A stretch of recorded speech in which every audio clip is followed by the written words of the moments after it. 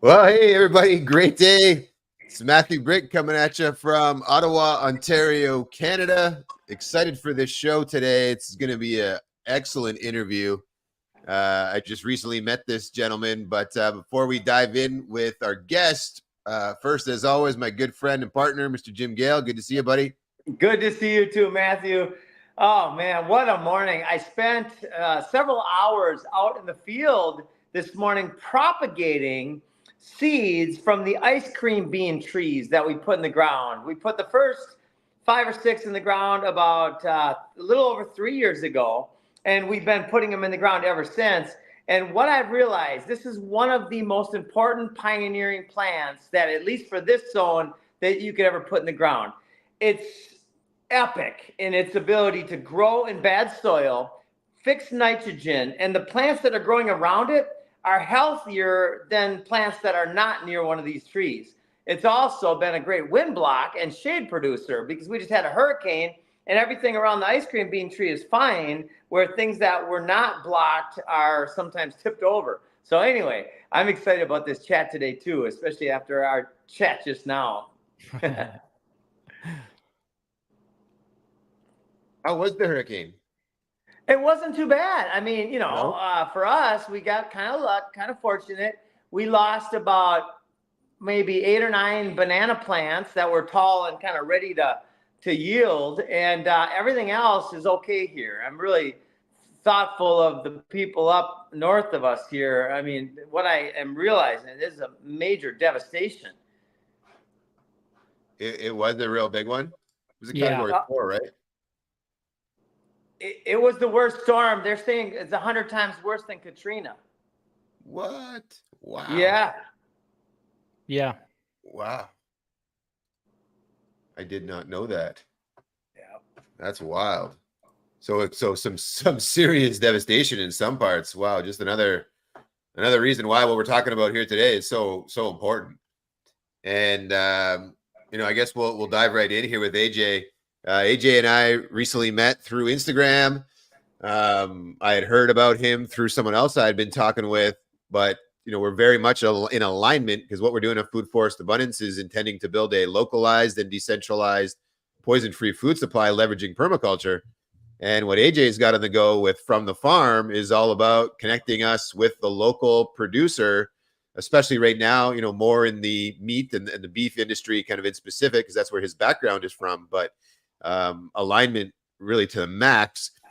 So AJ, first of all, welcome to the show, my man. Good to see you. Yeah, thanks for having me, guys. I'm excited about this. I've been looking forward to it since our conversation.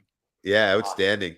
And just so everybody gets a little bit of a better idea about who you are, why don't we start with a little bit of your history, maybe what led you up to today and where people can find you. Yeah, absolutely. My family are 6 generations now of ranchers in southern Utah, homesteaded on we call it the Arizona Strip. It's the north side of the Grand Canyon where it's kind of cut off from the rest of the state. So you really can access it from Utah. And that's where my family moved into, but they settled, homesteaded down there, was the last sort of sections of the lower 48 available for that in 1916, really rugged, good luck if you can make it type of deal. And so, they went out there. I always joke with them nowadays. I'm like, they went there because it was free. Maybe we should move on to find some better ground. Yeah. But it's home, it's generational. And so it's hard to leave a place that is that ingrained into your family culture.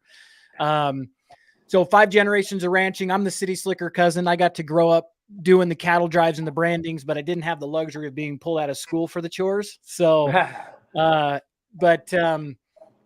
as an adult later on, I always wanted to be a rancher, but my mom married a guy from the city. And so it just wasn't in the cards. And my uncle told me a long time ago, if you want to be a millionaire rancher, start with 10, you'll lose it all and you'll have $1 million. So that the way he planted that seed in my head was like, okay, well, I better go do something else in order to get into agriculture.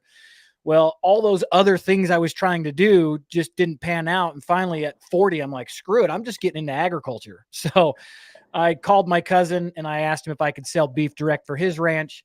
We started doing that in 2019. Business was growing, going well. COVID hit, all the slaughterhouses backed up. and had to take a step back, look at it from a bigger picture, a macro level instead of micro on our own farm, and see what we could do to make a difference. And then that just kind of threw me into the journey I've been on for the last almost 5 years, and developing from the farm. So, Wow. yeah, it's been a journey. You know, I always look back. I'm a faith. I'm a God-fearing man. I read the Bible and I look at the people that were called to lead in the Bible, and I'm like, okay, well, I don't know anything, but if God's calling some of these other people to lead in those capacities, then maybe I'm not. maybe there's hope for me, because I'm kind of the last guy that I think should be doing this. But 5 years later, I'm like, okay, well, maybe I am the right guy, because I put in enough work to get here. Yep. So Because you're doing it. I'm doing it. That's the difference. Yeah. That's the difference. There's a lot of people that kind of know what's going on. Some people that fully know what's going on, but a lot of them aren't doing it. Yeah. So speaking of that, like, you know, it seems that your journey really sped up at the beginning of this whole COVID pandemic. Is that right?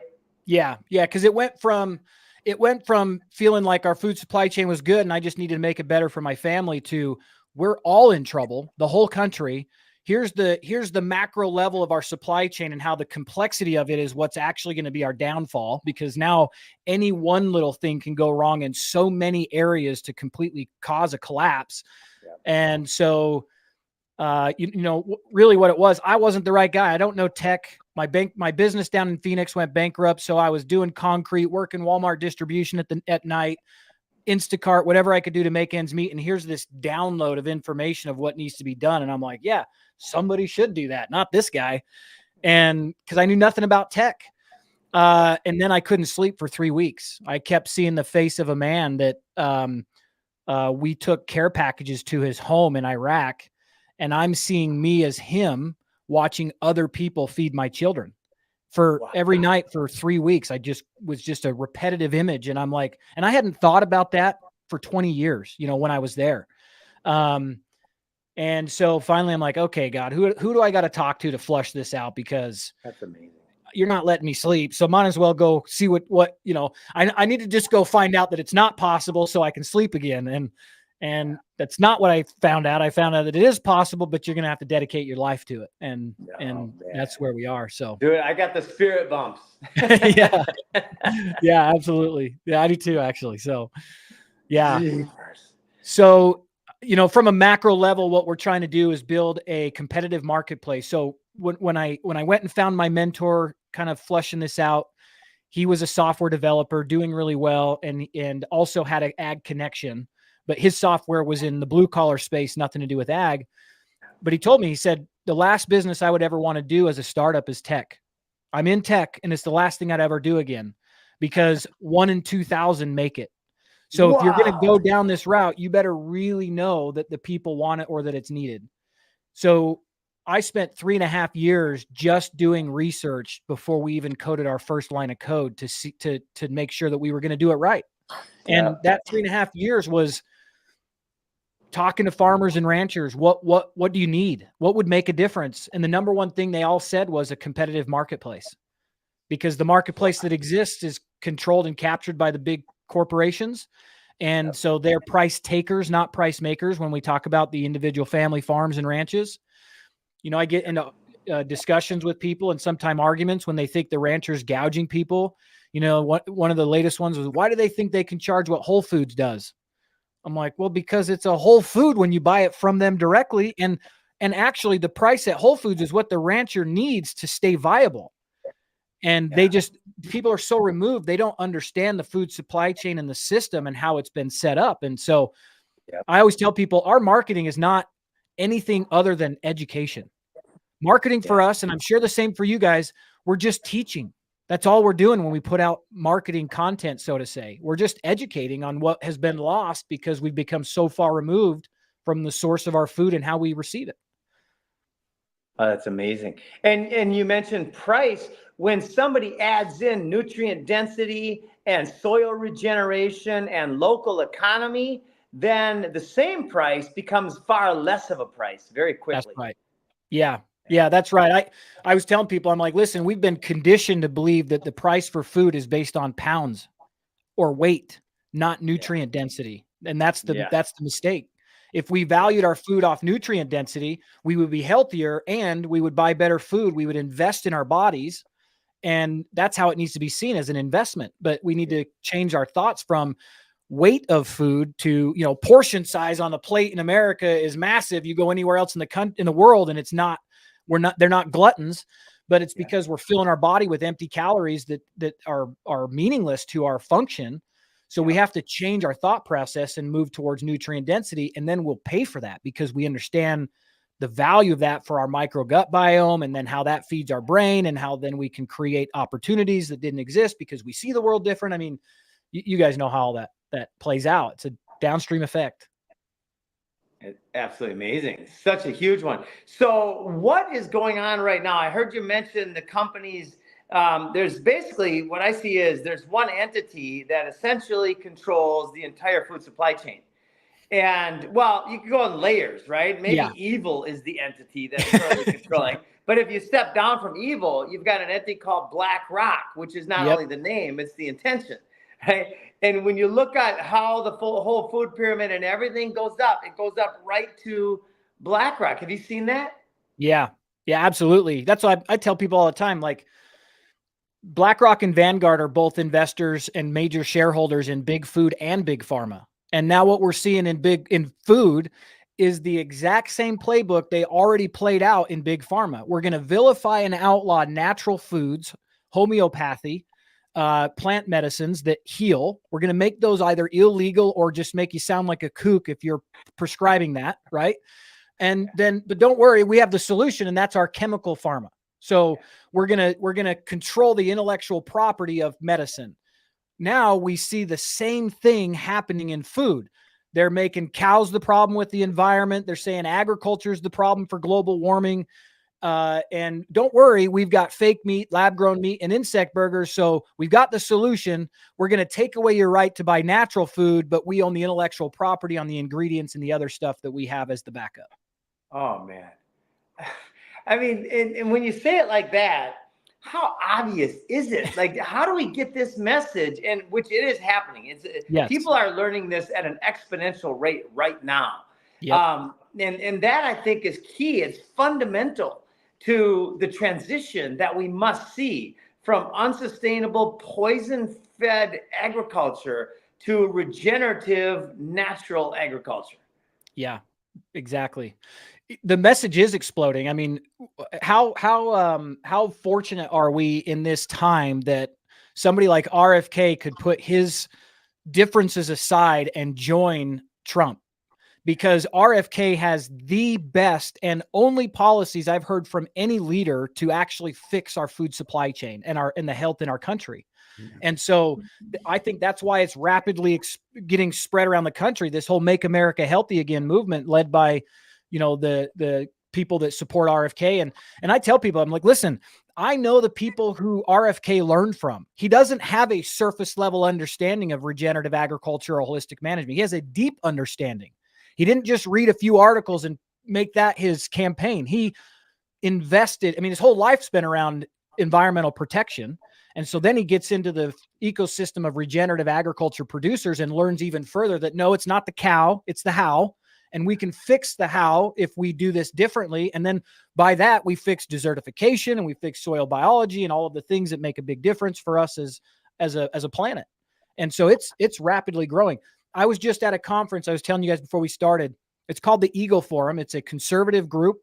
And because of this combined message from RFK and Trump, it's reaching into groups that maybe wouldn't have seen it.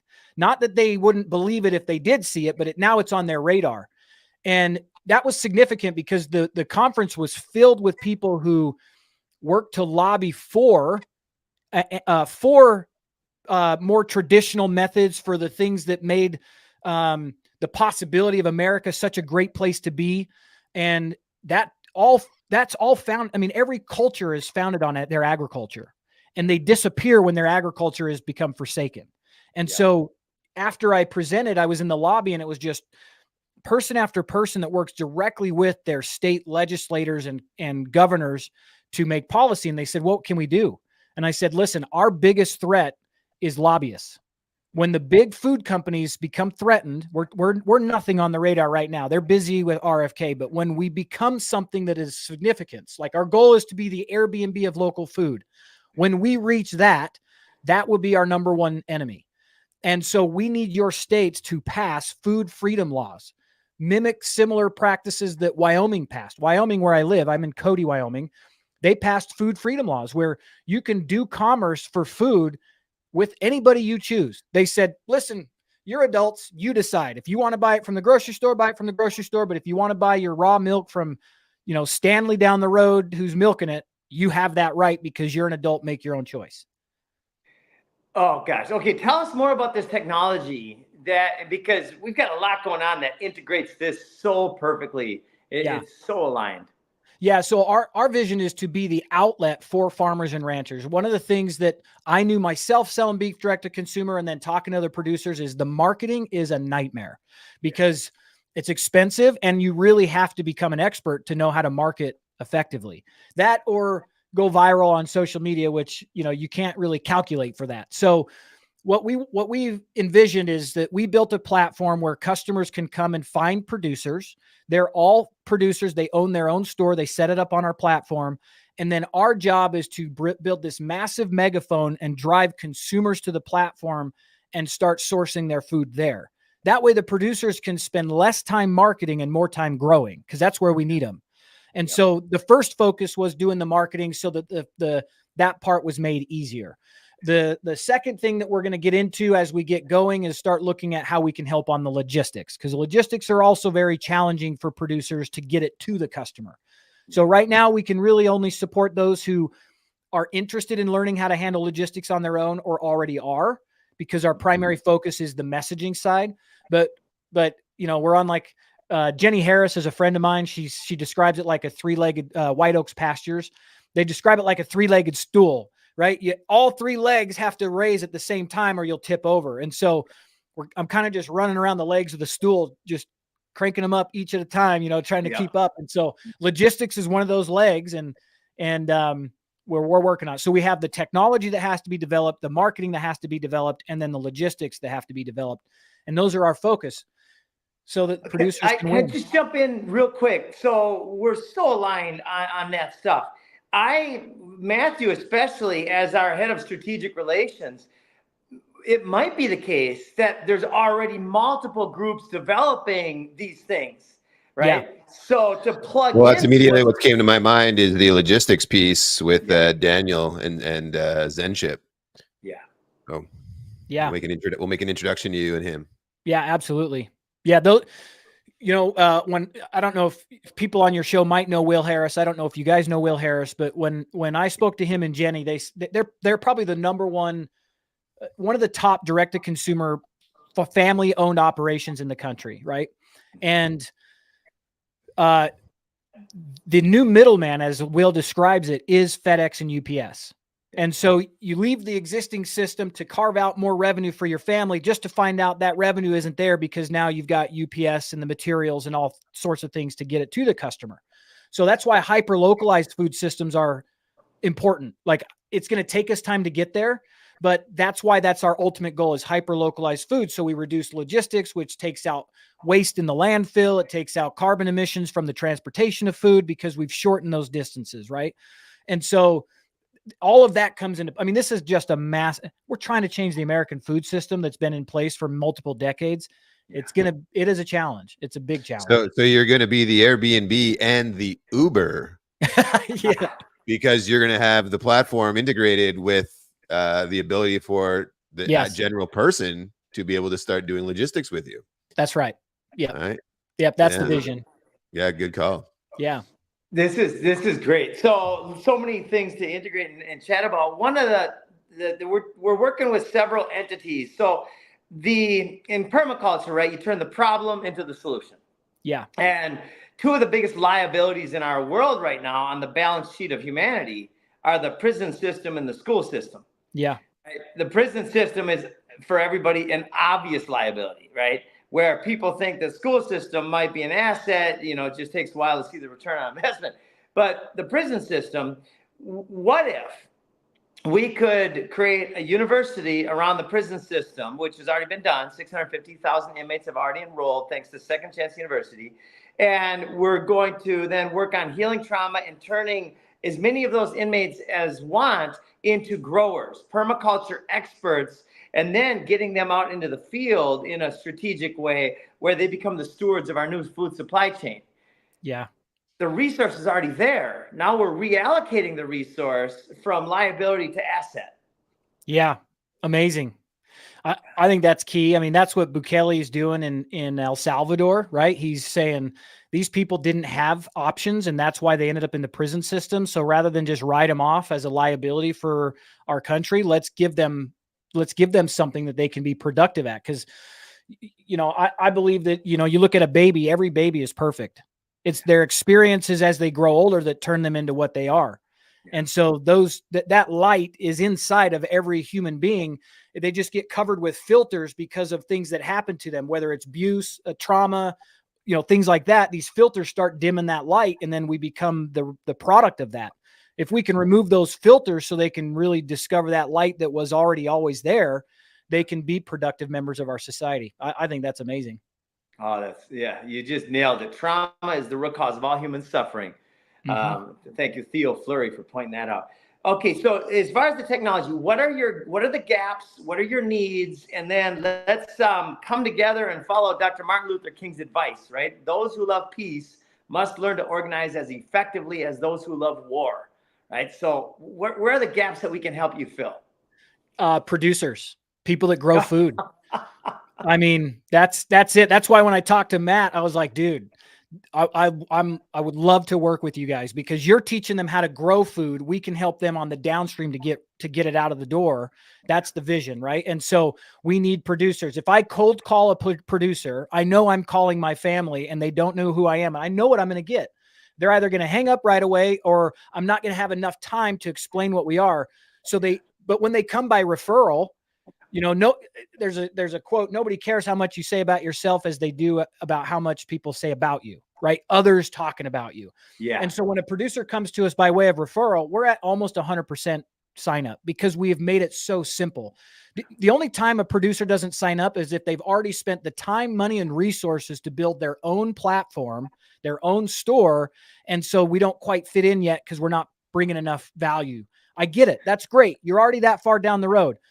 But then you take somebody like Will Harris, who they have their own platform, but they see the value of the vision to hyper localize and build a new marketplace.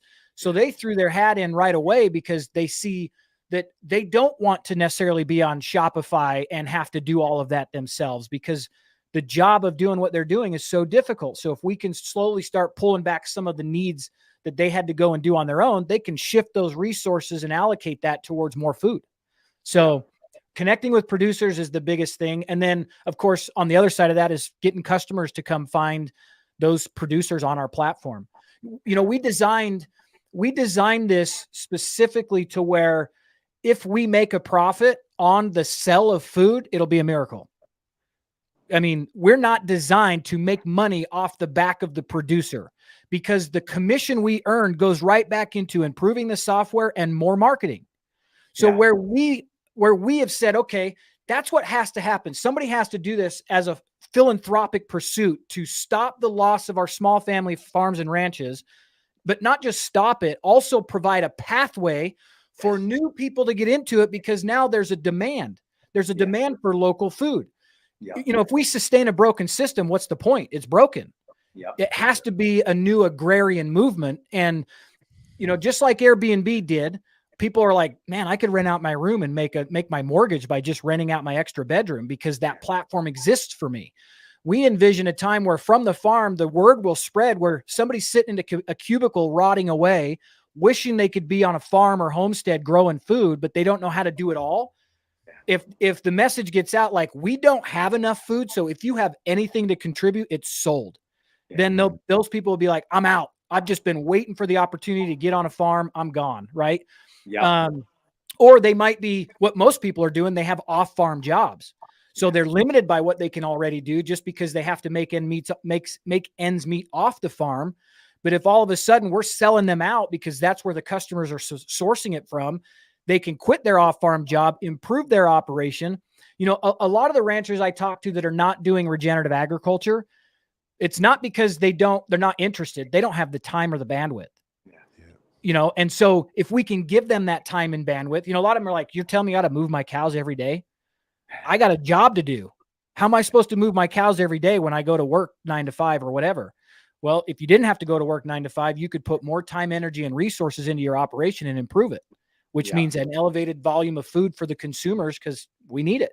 It's return on time invested, right? Like when we can boil that down and show the numbers on it, the kind of system that I have all around me where I'm sitting right now is, well, it's going to get even better. But right now I could walk away for 30 years and come back and it would literally be a jungle of food, barring a climatic event or poisons or anything, any act of war. This would just be a jungle of food because of how we designed it into the landscape.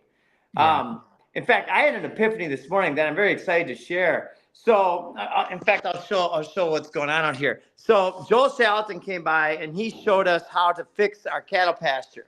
Right now, we're not doing it right, and I'm so thankful. We haven't quite implemented yet, but we're in process of getting the water lines and implementing. So, there's food forests all through there. Is all food forests. This is turmeric. There's all fruit trees, sweet potatoes. This is a newly this ginger, a newly put in area. So this is all be covered with food. So this becomes our landscape. And then what I realized is if we take out the fences and we plant all sorts of sweet potatoes and Mexican sunflower and ice cream bean and all these different plants that the animals love in this cattle pasture, then we can cut down to 3 or 4 cows instead of 10 or 11. And we can turn that all into a food forest. And as a result of that, we will have a radical abundance of deer and pigs and turkeys and ducks and all of the other foods that we literally don't have to manage at all. They will just simply show up. Man, that's so awesome. Yeah. I mean, that's the other thing I tell people. I kind of had my own epiphany last week. I was thinking about, I was like, what right do we have to think that somebody is supposed to have food for us? I mean, that's my responsibility as a breathing, living organism. But complacency and the pursuit of comfort has removed me from the fact that that is my responsibility first and foremost. And great, if I can go buy extra at the store or whatever because it's available, okay. But I should be making sure I'm taking as much control over my own food abundance as possible so that I mean, that's my responsibility. Especially because I'm a father, I have other living beings counting on me to provide for them, you know? And so I'm so excited. I mean, after talking to Matt, I got set up as one of your ambassadors right away. I've already had like 4 or 5 different conversations because one of the things we're getting a lot of questions about is, I don't know how to grow food. How do I grow food? And so it's just, the conversation is happening and people are waking up and looking for this. And I just hope it's not too late. That's the one thing I consider on a multiple times a day basis. And then I take a deep breath and I go out in the field and I plant another sweet potato patch. That's a good solution. At least then you're active on it. Yeah.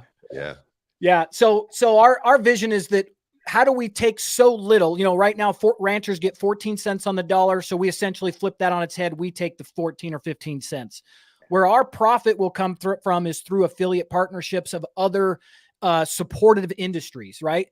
And so, because in some cases, their margins are way higher anyway. You know, if I can make a knife for $10 and sell it for $200, that's a big margin. And so if I really care about our farmers and ranchers and food supply chain, I'm hopefully going to partner with an organization like ours to make sure that it's working because I have the margin to participate in. You know, it doesn't have to be big. I mean, most of our affiliates are the same commission, 5, 10, 15%. Great. But with as many consumers are out there, if we bring millions of eyeballs to this platform and they can source other products that complement food and complement agriculture, then that's where our revenue will come from. So essentially we said, look, let's build this to work for the farmers and ranchers. And then it's our responsibility to find other ways to responsibly monetize our customers so that we can be profitable doing this, but not off of the back of the farmer and rancher. if we can do that, then we really have achieved a competitive marketplace designed by and for the producers. And I say designed by, yeah. And I say designed by because we spent 3.5 years asking before we designed it. You know, wow. I could have gone to coding right away. And I have many friends in the space doing similar things that are engineers, and they went to coding and programming first. And now they're learning like, oh, well, maybe that has to change, or I didn't get that right, or maybe we didn't fully understand. And so they're going to have their own challenges, but we wanted to know right from them first. And so our build list to continue to iterate our software, they're not my ideas. These are our farmers and ranchers already selling on here saying, hey, if you could do this, that would help. If you could do this, that'll help. So we're literally building this for them based off their feedback. Wow. That's great. It's crowd driven. Yeah, 100%. Right? And an idea would be, how do you incentivize the producers currently to bring on more producers, but then B, the people who are coming to buy from you already, and just the crowd in general, how do you incentivize them to go gather more producers and B, more customers? Yeah. Yeah, we spent a lot of time there, and because we're not making profit, there's no margin. We're like, how do we do that? Because if I was charging more, I would have the margin to pay referrals, right? And so that's a challenge, but we are exploring. I mean, even if we have to use some of our capital in the beginning to do that, I mean, that's how that works. You know, like PayPal, they paid you $10 to use PayPal, and then they paid you $10 to bring somebody to use PayPal. That's kind of how they did it, but we're always exploring what that looks like and open ideas. I mean, this is community driven. It sure is. And when people recognize the value about this, then their primary return on intention won't be money. It'll be survival and thrival. Yes. So it's an app. Am I saying that? It's a website. It's a website. Okay. Yeah. Yeah. Fromthefarm.org is the website. Yeah. And the other thing I think is important for people to know specifically about us is we are committed that we're never selling. This is not for sale, because that was also the download, you know, that I received from my higher power, that if you do this successfully, there's going to be a lot of people that will want to buy it, and you can't have it be available. And so that's why we're doing crowdfunding right now. We're hoping that we're going to feed the people by the people. So we're hoping that people will find us, be a part of the crowdfunding. And like you said, not necessarily for the return. The return will be there if we succeed, but more for they want to see this thing come to life. Yeah. And so we're very cautious. It brings in a lot of extra challenges to not take venture capital that comes our way often. And we just say no right away, because I can't have anybody on my board that's breathing down my neck to exit when JBS shows up with $1 billion check. It's not for sale. It's so that when I'm on my deathbed and I look at my grandchildren, I don't picture myself as that man in Iraq. That's why we're doing this. So we're not selling. Love it. Yeah. Oh, man. I mean, there's just so many things. We're perfect. This is a perfect conversation. And what people who are watching, what we're watching is the unfoldment of the plan that is somehow being divinely guided. Yes.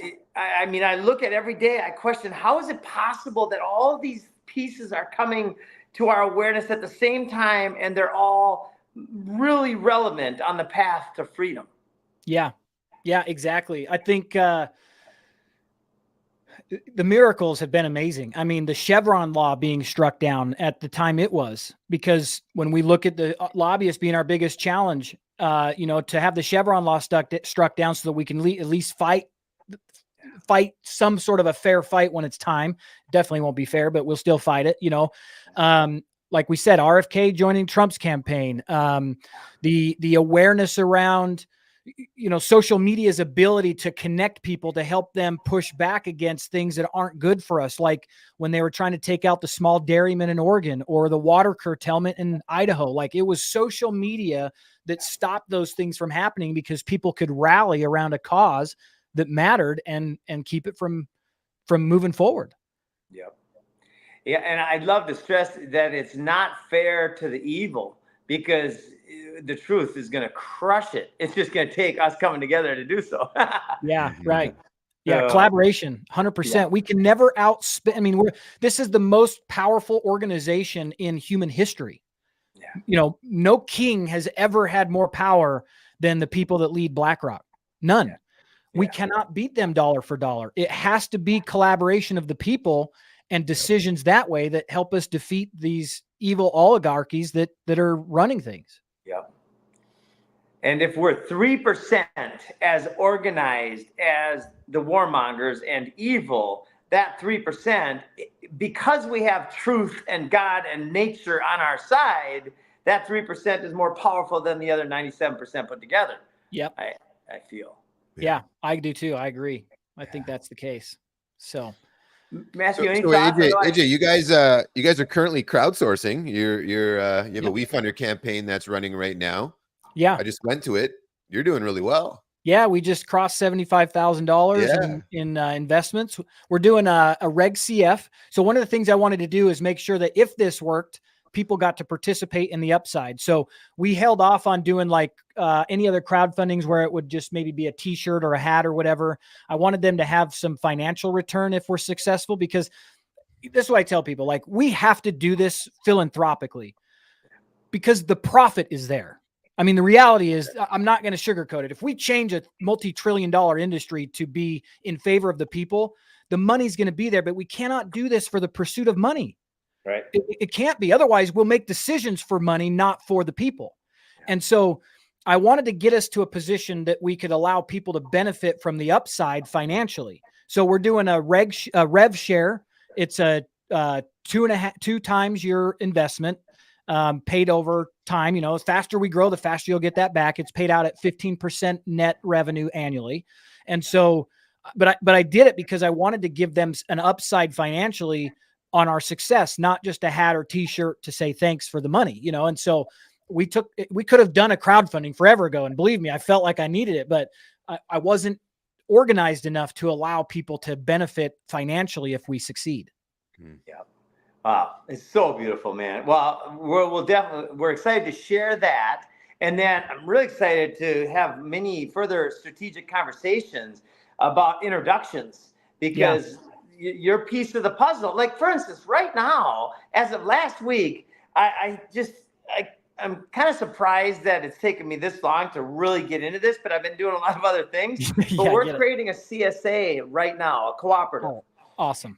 Yeah, and we've got 5 acres in the middle of our land, plus a whole bunch of other land on this 50 acres, where we're going to be putting rows and rows and rows of syntropic agroforestry, right? Which is basically a polyculture where we've got in any row there might be 25 to 30 fruit trees.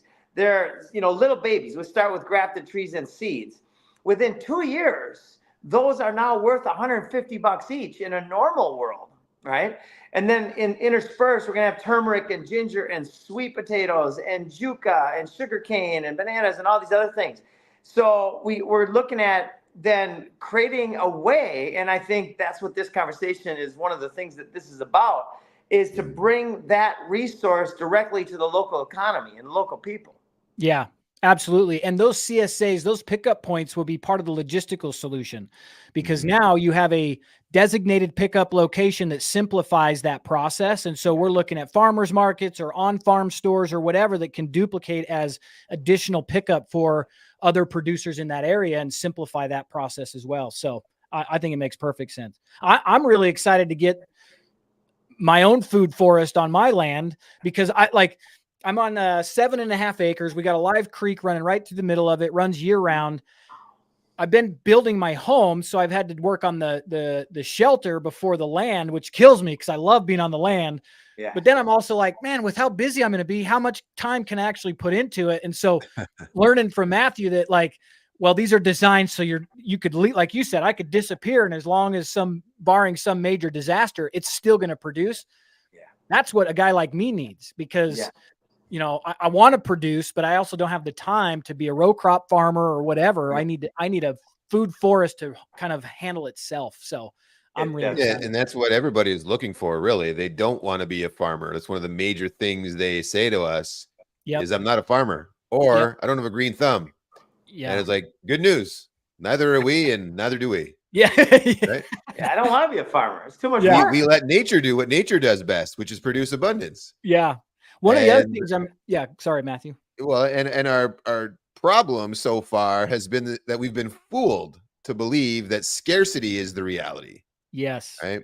And there's no money in abundance. Yeah. Such a trick that they play There's on. wealth in abundance. Yeah. There's absolute wealth in abundance, Yep. but a mega corporation ain't a mega corporation if we all have access to abundant food. That's right. That's right. One of the things I'm also really excited about with what you guys do is I've been pushing back on some of the decisions in desert areas for xeriscaping. Pull out your grass, put in rock. And I'm like, that is so stupid. You're going to cause more heating, more disruption of the local water cycles, more flooding because you have less water permeation. I mean, like where I'm from, St. George, Utah, I've watched that happen in my lifetime because all the farms are now homes and neighborhoods. St. George, Utah has become this mecca for, retirees and second and third homes. They just built a brand new PGA golf course that literally just opened there. So it's becoming like the Scottsdale of southern Utah. Yeah. And so all that farmland is gone.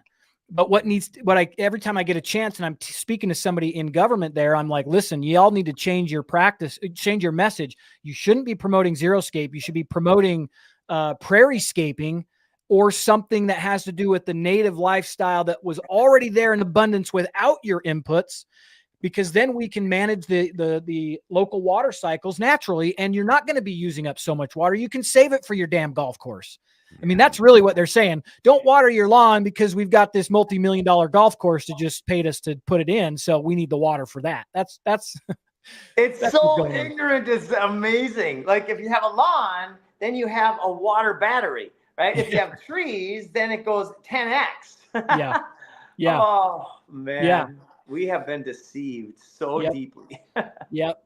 So, but that's where the opportunity is, right? The deceit is what has given us the ability to change the message so people can see a new way and do it differently.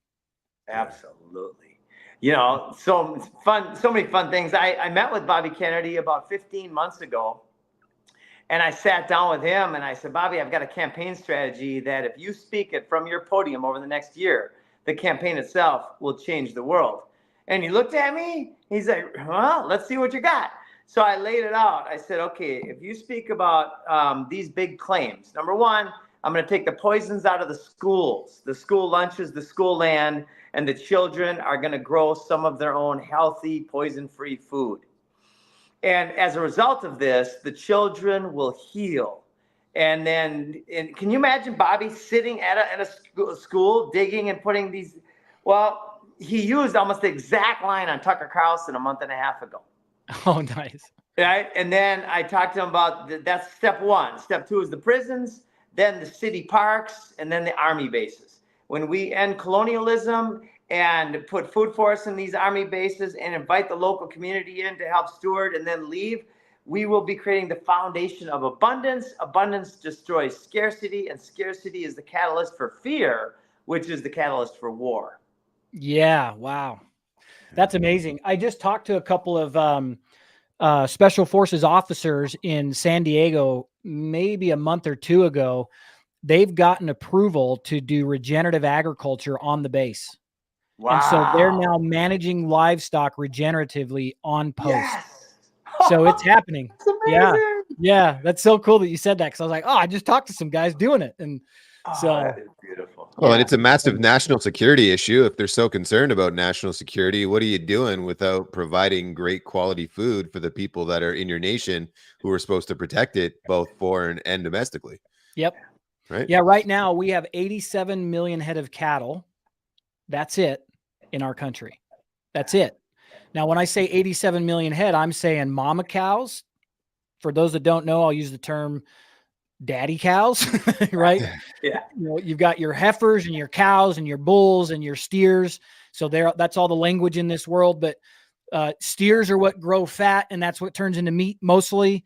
Your cows, when they stop having babies, they become part of the meat supply chain. So all of those combined only make up 87 million. So what I'm saying is we're lower cattle numbers in our nation than we've seen since 1948. So we are already in a position that we are wholly dependent for our survival on foreign imports of at least beef and everything else. I mean, going into this, I don't know the produce space very well. I'm starting to meet people that do.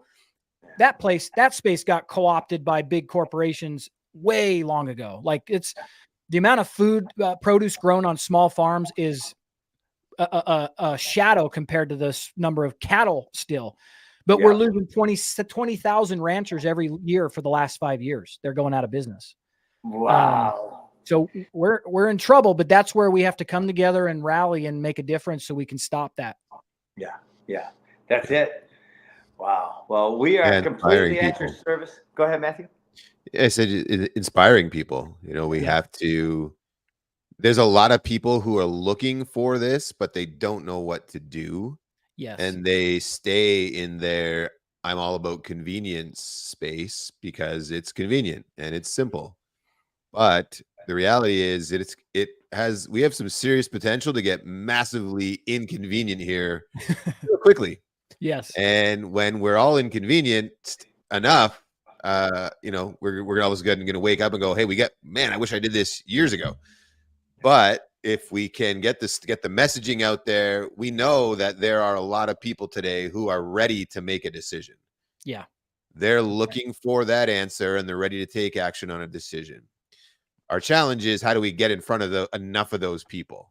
Right. So it's the eyeballs. So audience, this is a place where you come in here, share this message, get this show out to more people. And we can only ask that everybody who watches this does the same. Because together in a unified message, we can make these changes. But unfortunately, we've been placed with everybody's got a pretty little box around them, right? You're this, you're that, the name, whatever the media decides they want to call us. We've got these little boxes around us and we all think that we're different than one another. Meanwhile, we're all the same, we're all the same inside. And then outside, we have different shades of brown. There's nobody black. There's nobody green. There's nobody white. I'm not white. Yeah. I'm light brown. Yeah. Right. And our blackest person, they're dark brown. Yeah.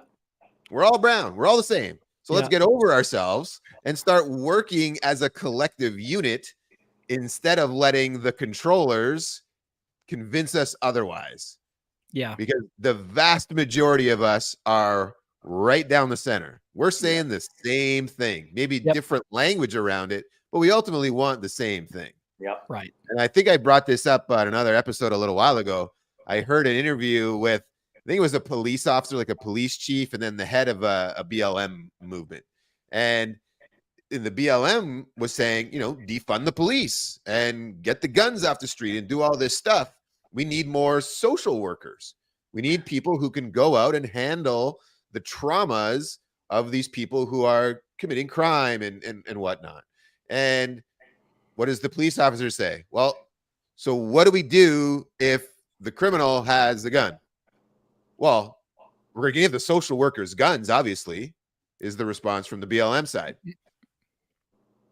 Same thing. Yeah. Right? So really what should be said is, how do we get the police more experience and training in the social work so that they actually take a caring perspective? They're out in their community, they're participating, they're actually making friends and taking down the guard of all of the community members, right? Instead of sitting in their car, hiding, being like the fear drivers. Go make friends with the people. Get into that community and show them you're a father too. You're a mother too. I'm just like you. Let's work together to help keep everybody safer and help everybody thrive when we work together, instead of I'm separate, you're separate. You don't want to tell me anything because you don't like me because you think I'm whatever, So unification is so important right now. And that we all have we all need to eat. Yep. Every one of us needs to eat. Yep. That's common ground right there. Common ground. I just want to point out one thing about simplicity. You talked about simplicity and convenience. I can't even, a more convenient thing than I can walk outside my house right now after 2.5 years of putting perennials in the ground, and I can gather in 10 minutes a huge basket full of food that can feed 10 people. Yeah. Yeah. That's convenient. That Convenient. is very convenient. Yeah. Wow. That's amazing. And those, but the thing is those things have been, let me share this with you guys real quick, because that's the information that's been lost, and it's been lost intentionally. So this is a quote that came from the CED, the Center for Economic Development, our government, in 1962. Okay. The movement of people from agriculture has not been fast enough to take full advantage of the opportunities that improving farm technologies and increasing capital create. The CED proposed an adaptive approach to utilize positive government action to facilitate and promote movement of labor and capital where they will be most productive. The goal: move 1/3 of farmers off farms in 5 years. Wow. So the agencies designed in our country to help our farmers and ranchers were actually designed to get them off of the land so they could corporatize them and put it all under easier control. Yep. And we had no idea. Most people had no clue. We didn't have social media. The data couldn't be shared that easy. You know, I got this off of a YouTube presentation from Dr. John Eichert, I think his name was, studies food systems. And so because I had access to YouTube, I now have this information. And now in our podcast, we're sharing it with everybody else. We didn't have that in 1962. So the farmer sitting there beating his head against the wall. Why can't I make this work? I'm growing food. And he had no idea that everything was stacked against him because they wanted him off the farm in the city, working in a factory to support other interests. Yep. And then in 1974, Henry Kissinger, as the head of the Council on Foreign Relations, said, if you want to control people, control food. So this strategy has been in the works for a long time. And the solution is joyfully simple. Start growing food and then start sharing with our neighbors, not only the product, but the seeds, so they can also start growing food. Yeah, absolutely. Awesome, brother. Amazing. Well, Powerful, AJ. Yeah, let's connect. Anybody listening, please check out what AJ is doing. AJ, if you want to share again with your voice what you're all about, how to find you. Yes. Awesome. Yeah. So fromthefarm.org is our website. You can sign up to be a customer, start shopping the producers that are on there. There may not be somebody close to you, but if you're interested in supporting the platform we're at now, many of those will ship in the meantime. That'll just give us that momentum to grow. If you're interested in investing in something like this, there's a link to that crowdfunding on fromthefarm.org as well. And then my social is _J_Richards. And that's where I try to keep people informed on what's happening and decisions being made, policies, and producers that need people to rally for them, to help them. So that's how you can find us. Fantastic. All Final right. message, everybody. Go support your local farmer. Yes. Amen. Shake the hand that feeds you. Shake the hand that feeds you. All right, AJ. I can't wait to chat with you here in the very near future and lay out some of the things that we have going on and how to integrate those two. I want to shine a big light on what you're doing. It's so awesome. Thank you. Yeah, I'll make a trip out there to your place and visit you so I can see it firsthand. The sooner the better, brother. That'll be fun. I agree. Yeah, we got a lake here where it's really neat little place. Well, Cody's -30 in the winter, so I'm going to come see you during the winter. That's so it'll be soon. I love it. Excellent. Awesome. Thank you, guys. Appreciate you. Thank you too. Well, and thanks for all of our audience today tuning in to another episode of Seeds of Abundance. We'll be back with more great stuff here real soon. Wishing you all an amazing day. This show is officially over.